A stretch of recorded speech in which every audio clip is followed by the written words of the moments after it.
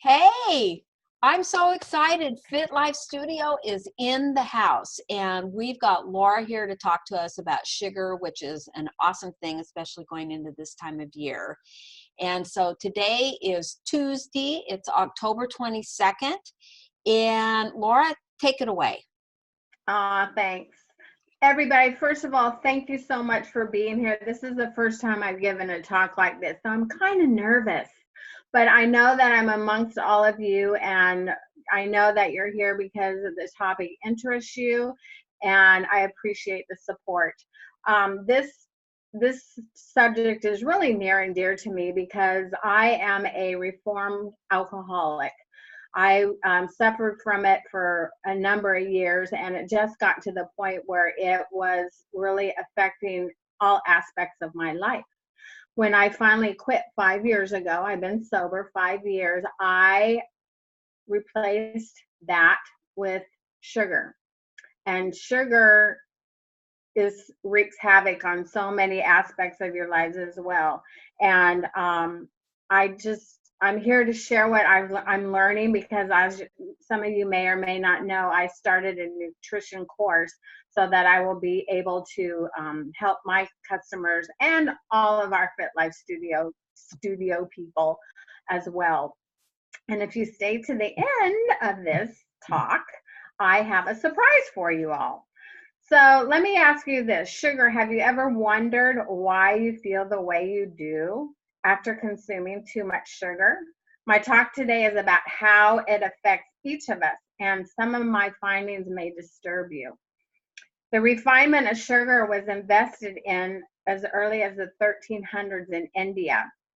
In the 1600s, the refinement of sugar was sent to Europe. It was actually considered an extremely potent drug and was kept under lock and key by the druggists of the time. In France, they actually referred to this refined sugar as crack. Can you imagine that? Crack. Everybody was feeding themselves crack. No kidding. It became apparent as soon as enough people were exposed to it that it had characteristics that were very appealing to businessmen. And can you guess what that was? It was highly addictive. They knew that if they could get enough people on it, their fortunes would be made many times over. And I don't know about you, but this makes me really angry. It saddens me because these businessmen had only one thing in mind, dollar signs, and they were being so greedy. It wasn't until the 1300s in the United States when actually there really was very little heart disease back then, but sugar had been slowly integrated into our society when Eisenhower became the first reported case of heart disease. In fact, his doctor, his personal physician, wrote the very first book about heart disease in 1933. What we have now are generations of malnutrition and toxicity in our bodies with degenerative diseases that are killing us as a result of our diets. And up until the 1960s, Americans looked and felt pretty great and remained that way until sugar started to increase. So I don't know about you, but it's kind of fun to go onto YouTube and look at the old Soul Train or American Bandstand videos, even the Jazzercise videos. The people were just stick thin back then. And I think that you'll see what I mean if you have never looked at it. Our moms really had it right when they told us no cookie or cakes or candy or pies or any kind of sweets until after dinner because we knew that the sugar would spoil our appetites. So moms, they just don't do that anymore. And who here is a mom of young people? Can you just raise your hand? Who here is a grandma? Yeah. So I think that this is gonna, this talk is going to help impact you. The convenience comes at a cost to our health. That's not the only change that's happened with the invention of fake butters like margarine. Real butter was being swapped out, and everyone else was going to low fat, no fat, everything. And we all know what they were, because they were taking the fat out, what did they have to replace it with to make it taste good? Sugar. Sad, so sad. We are living in the most diseased times the world has ever seen, particularly diabetes. There's heart disease and cancer, with sugar at the top of the list for causing these diseases. Sugar is as toxic as alcohol, and it kills millions of people every year by way of these diseases. What's more astonishing to me is that sugar is 4 times more addictive than cocaine. They did a study, I don't know if you know about this, Gail, because you're a nurse, but they did a study on rats, and they were offered both cocaine and sugar water. And then at separate times, they were offered either cocaine or sugar water. And every time, or nearly every time, the rats went to the sugar. It's crazy to me. That just blows me away. So what does sugar addiction look like? Well, do you lose control eating it and can't stop using? Do you consume sugar even though you may have been told to quit and can't, even though you know it's got severe health consequences? Sugar addiction isn't a choice. It's a biochemical imperative. In other words, there's withdrawal symptoms that come along with it, just like quitting smoking or drinking or drug abuse. Some of the withdrawal symptoms include, but are not limited to, headaches, flu-like symptoms, shakiness, lethargy, irritability. And quitting has a relapse rate of 97%, so it's no wonder that people can't win. They're just not winning this battle. And if you don't get anything else out of this talk, know this: the big brand companies are killing you, your kids and your grandchildren. Teams of researchers are spending millions and millions of dollars every year tailoring commercials and pretty boxes to target you and your family to buy these sugary cereals, cookies, crackers, breads, and more. Just go into the cereal aisle or the cracker aisle, and right in front of you are all the boxes of cereals that contain sugar in them. Where are the healthy ones? Well, they're down at the bottom in the corner where no one can see them, right? And it's crazy. They don't call it high fructose corn syrup that's in these cereals and things for no reason. It gets you high. And then you come down, and then your body continues to crave more. But we can end this with education and a mass movement. Pregnant moms can stop eating all these sugary foods and passing it on to their unborn babies, because when their babies are being born, they're also addicted to sugar. It's like what are the babies that are born from crack kids whose moms crack babies? Yeah, it's just like that. And they go through withdrawal periods. These poor little babies, they're innocent little people. We can teach young parents to control sugar consumption as a drug until their children turn 18, because what they're doing now is drugging their children. We can educate women and men that what they consume now will affect them in later life. I remember, and Janie can attest to this, growing up, we had hardly any sugar in our family. Mom would make us an occasional batch of chocolate chip cookies, but this is all before pre-packaged stuff. So we either had Mom make it or we just didn't have it. And Graham would bring over an occasional Sunday dinner soupy lemon meringue pie. And then there was Halloween. I don't know where Halloween candy went. Mom would bag them up in the bread bag, plastic bread bags, and throw them in the freezer, and we never saw them again. So we were pretty fortunate that we grew up in an era where there wasn't a lot.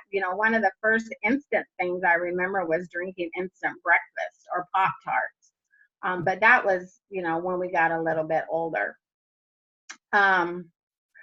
More children are overweight than ever before because of the convenience foods that parents are providing their kids, and they're developing early onset childhood diabetes. They've got inflammation, they're getting heart disease, they're even having amputations and more. And if that doesn't scare you, ladies, it should. If you have people in your family that are depending on you, don't let this happen. Here are a few things that you can begin doing today. You can begin by limiting your consumption of refined sugar, which is a great place to start, but it requires being mindful of ingredients. Hidden sugars appear in everything from yogurt to salad dressings to protein bars and even your bottled spaghetti sauces. Reading labels is really critical. Who here reads labels? Does everybody read labels? It's really important. If you're not doing it, start, because you'll be appalled at how much junk is in there. You want to look for products that have 8 grams of sugar or less per serving, or it's too much for your body to process.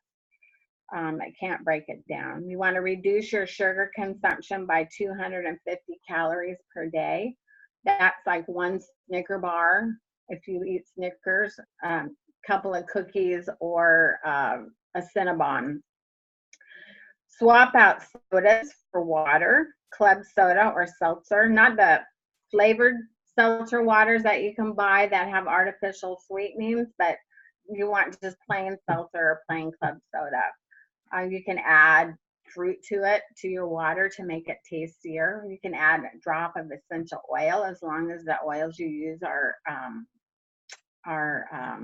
consumable. You want to make sure you read the labels. Stop using artificial sweeteners. Cinnamon in your coffee is a great natural sweetener. It's really good, and your taste buds will change as you start getting rid of the sugar out of your life. And then stop using store-bought coffee creamers, because they have sugar in them, most of them, and and I would swap out half and half, or use even heavy whipped cream with that. Those are just a few simple hacks. And the bottom line is that sugar is toxic. It's highly addictive, and it's worse than cocaine. It's the leading cause for age-related diseases. So if you want to make an impact on yourself, your family, your friends, your coworkers, you want to look better, feel better, and sleep better, it's a great time to make some significant changes in your life. And if you don't know where to start, I have some resources that I'll post on Fit Life Studio later, some books that I've been reading, some videos that I've been watching, and you can see for yourself what things you can do to help prevent these diseases and just feel better in your life. So with that, I know I kind of zoomed through this. It didn't take very long, but it's a topic I'm very passionate about. And honestly, if there's anything that I can do to help you get off sugar now, I know it's especially hard during the holiday season because there's so many things that are tempting. But honestly, there are some treats that you can make. I made these keto fat bombs that are like to die for, with chocolate, and they have nut butter and coconut butter, and they're rolled in nuts, and they're delicious. I have a sugar-free apple cobbler that I enjoy making, and I've got little peanut butter cups. There's just so many things. If that's your downfall, mine is desserts. There's lots of foods that you can make out there too, and I'll post some of those resources. But I just want to tell you that by attending today's live Zoom, I and you all stayed here, and thank you so much. I want to gift each of you a 7-day sugar detox plan that you can get started on right away. And if you'll just either send me a private message, or under the Zoom link that we had today for this, put your email in there, and I will send that to you as soon as we get off. And with that, I just wish you good luck, and I can't wait to hear about your successes. Are there any Thank you questions? so much for doing this. And so if you guys want to all unmute, we've still got some time. That round of applause for Laura. Yay, Laura. We've got, we still have some time. So if anybody has any questions or, comments that they would like to make, then this is the open forum to do it. So. I would say, what area of sugar do you struggle with? I mean, do you have like triggers when you go, oh, I have to eat something sweet? Does anybody suffer from that? Stress. Every day. My husband likes to bake for a hobby. So he's making, he starts Christmas cookies November 1st. I remember that from last year. And it's really tough to leave him alone. I always think I need a thank you bite so this year I'm really encouraging him to, if he's going to do it, which he's going to do it, then let's make a plan to have some pretty containers and share with the neighbors or share with work or do something with them, then sit them in my house because I will eat them. And see, my mother, let me share with my mother was opposite of your mother. My mother is very definitely addicted to sugar, and I have an alcoholic father. And we were raised with treats everywhere. And I remember her making frosting for graham crackers or making up raw cookie dough just to eat it. And that's how I was raised. She ate all the Halloween candy. Maybe our mom did too. It went down the big black abyss of nowhere. We never saw it again. Have you ever tried to make any of the treats, the cookies that we posted in the Fit Life Studio that are made with bananas? I have. I personally like something crunchy, and those kind of banana type cookies are all very soft, like cake-like. But just 2 days ago, I made a batch of the Shakeology balls, and I've kind of played around with the recipe a little bit where I really flatten mine out so they're not quite as dry or something. I don't know. But so that's what I was even eating right before we got on. Feel like I'm getting a little treat without having to get into the apple cobbler and ice cream that's sitting in my refrigerator from the week. I throw mine in the freezer. They're nice and crunchy that way. That's a good idea too. Yep. Yeah. That's a great idea. So, well, thank you, Kim. That's awesome. So, Anybody else? well, I was just going to say, I think one of my triggers is 1, the weekend, and 2, when I'm tired. It's kind of emotional type eating that, I just would love to have one little something. And that's why we keep a lot of Shakeology balls in the house. And so, we have a tendency to go through the Shakeology a little bit faster than we should, but it's nice to keep them in the freezer or keep them in the refrigerator and to be able to have that treat. And so, good. What we learned a long time ago when Jack was going through his cancer is cancer feeds on sugar. Yes. So that was a huge wake-up call for me. And it's not just processed sugar. It's high sugared fruits. It's carbs that turn into sugar. It's everything. So it's almost like poison. It is poison. Yep. Wow. So I actually found a new sugar that's monk fruit. Oh, monk fruit's a good one. I'm learning about monk fruit. So I have a recipe, and it has no wheat in it. It's made with coconut flour, and it's really low carbs. And if you want a copy of that, I can. That'd be awesome. Share that. Yeah, please share that. Post that as a share. We'd love to see that. And that recipe came from a nutrition. Actually, she's a naturopath down in Capistrano. Oh, cool. So it has very low carbs. And so I will share that. Yes. Well, carbs are sugar. Exactly. Sugar turns into carbs, and it turns into fat, and it's just like this revolving. It is. And sugar is a leading cause for women with yeast infections and that sort of thing. It's just we don't realize how much we're consuming until these things start happening to us. And then it's like, okay, it's a huge wake up call. And Candida. Yep.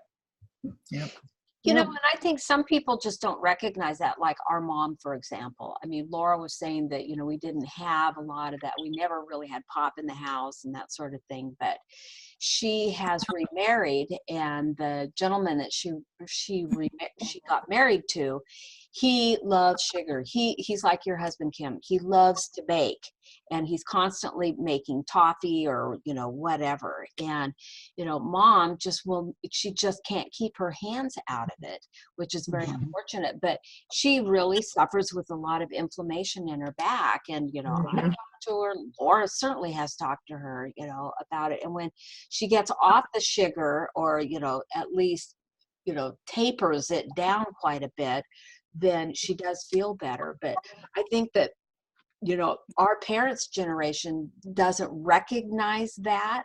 You know, well, what's wrong with sugar? Sugar's in everything. Sugar is good for you. You know, It's sugar. natural. It's natural. Yes. Yeah. Yeah. Not refined sugar. No, well, no. Sugar cane, monk sugar, monk fruit is, yeah, that's a good one. But I'm just saying that I think our parents' generation, that they don't recognize that. And, you know, like, and even Rod's parents, when we were down there, you know, they anyway, that's a whole nother subject, but but what I constantly hear from our mom and what I hear from Rod's parents is, look, I'm 93 years old. I've lived this long. I've been this fine. I've never had a problem with it. Why would I change now? So, well, because you have aches and pains, and that's why. Yeah, and I think that's one of the things that I try to do sometimes. Like yesterday, I had a kind of a bad day, and you know, I was working from home, so my pantry was close by. So, you know, got into stuff, and you know, then I went to pick up my car, and the one thing they always do when I pick up my car from getting serviced is they always send me home with a chocolate bar. Oh no. And the chocolate bar did not make it home last night. Although my husband was joking, and he said, well, it actually did. It's just in your stomach. But you know what I try to do in times like that, and this would be one of my suggestions, is, you know, recognize, you know, using your journal or your log, and recognizing how does it make you feel. You know, beating ourselves up, that's one bad way to let yourself feel, because then that's just a downward cycle of, you know, oh, I'm bad. You know, take that vocabulary away. It's not bad. You know, things are not necessarily good for you, but you are not bad. Okay, take that vocabulary away. But Yeah, what you can do instead is say, how is this making me feel? What am I recognizing? So last night, how did I feel? I was exhausted. I was exhausted at the end of the day. Okay, so I had a stressful day. That was part of it. But also, I wasn't eating right, and I was tired. And this morning, I had a sugar hangover. You were stressed out too. I had a sugar hangover. I really woke up with a headache today. So, you know, if you can recognize how it makes you feel, then the next time you go to eat it, you can say, hey, how am I going to feel after I eat this? mm-hmm. That's maybe a little different approach, you know? Well, it sure tastes good going down. Yep. The ramifications, I mean, like it said, it's a high fructose high, you Right. know? So. Right. And it affects my mood, by the way, too. Yeah. My mood goes from up here to way down in a And heartbeat. your motivation to get off the couch Lethargic. and go do something. Yep. Feeling lethargic, yeah. I had, when our son was little, well, he was in school, kindergarten, first grade. I was in the classroom quite a bit, and the day after Halloween, his teacher looked at me. I mean, the kids were off the charts, just off the charts, crazy, bouncing off the wall. And she said, this is the one day of the year I absolutely hate being in school. because these kids are on such a sugar high. And she said, I wish that they could have it be, Halloween could always be on Friday night so that by Monday, they were kind of normal again. But it was so true. Watching these kids, it was just like, man, they were just like, bing, bing, bing, bing, and, not respectful, and they weren't respectful of each other or, anybody else. So, Yep. We had that at Zoe's preschool when I was a teacher's aide there. Every time the parents there was a birthday, the parents would bring cake or cupcakes or whatnot. And after nap time, they'd get their cupcakes and juice. Let's just add more sugar. And within a half an hour, these 33 kids were running amok. Like, can they please just calm now? So we can recognize that in other people. Why don't we not recognize it in ourselves? Like So you said, I mean, what about just the inflammation part, the aches and pains that you feel in your body? So let's do this. Next time, this is your homework assignment. Next time you feel like you need something sweet, have it. And then I want you to write down how you felt after you ate it and then how you felt the next morning. And that's good. And share with us, because this is good information for us. It's good information for you. It's good for information for the people who weren't here today too, that didn't on the call. So you guys learn, what did you learn today? What's something that you learned today that you didn't know before? Well, I guess I'm surprised at the addiction part of it, because we've always thrown that around our house. Oh, you've had too much sugar. I always had antsy legs as a kid because I had too much sugar. But nobody ever thought to change that. We just kept eating what we ate. And now I'm at 54. I'm a new diabetic. And I've shared this with Mary before, exactly what she just said is I need to think about how am I going to feel after I eat that and make that decision before I eat it, that it's not worth it, because I feel so terrible afterwards. Yes. So, but yeah, I just never even thought about it being like a drug. Mm-hmm. Gail, what about you? Were you going to say something? I was just going to say I like the history. That was very interesting to me. Yeah. thank you. Mm-hmm. What about you, Jamie? Yeah, I like that. I thought that was interesting. God, back in 600 years ago, that they figured out that sugar was addictive. Mm-hmm. Mm-hmm. Jan, did you learn something today that you didn't know before? Well, I thought that history was interesting too, and I had visions of the apothecary, with sugar in the back of his shop, But I was gonna say, kind of on another note, and I'm still trying to wrap my head around this, and I doubt I can explain it well, but dealing with my mom and dad and their dementia. They're calling Alzheimer's like type 3 diabetes. I mean, there's a definite sugar connection, and so that's one more reason to avoid it. Mm-hmm. And artificial sweeteners too. Yeah. Bad. And I don't know how many of you have the Ultimate Portion Fix, but there's a video in that program that talks about this very topic. And one of the things that she says in there is that artificial sugar is 4 to 5 times more potent than real sugar. So when you think that your artificial sugar is helping you because you're lowering your calories, it's actually making you crave sugar more. Not to mention the side effects. Yeah, makes me think of our mom. She was drinking a lot of seltzer water that had aspartame in it and had diarrhea, and nobody could figure out. And finally, one day when I was visiting, I went to the nurse and I said, "It's from the water she's drinking." And she's like, "Oh yeah, I never thought of that." She was diabetic, and she thought that if she had something that was sugar-free, it was okay. She'd eat sugar-free candy. She'd eat all these sugar-free Sugar-free things, sugar-free cookies. ice cream. That's even all kinds worse. of things. Yeah. What about you, Pam?